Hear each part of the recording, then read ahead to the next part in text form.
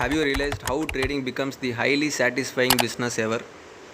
Actually, there are many business in this world to satisfy the daily routines of a person, but it is not going to satisfy a person's financial freedom perfectly as per their dreams. So every person has a separate dreams. So to overcome the financial freedom, basically an investor will be starting up with a startup business.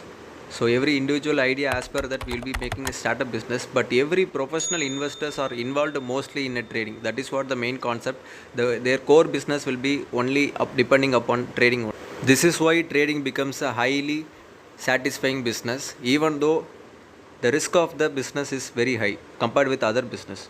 So once the reward is high, the risk will also be high. To overcome this, every professional traders will be mainly focusing on risk management and risk reward management. So perfect risk reward and positional sizing. So once you do this three, you will be become a successful trader. Subscribe to our channel right now and thank you traders.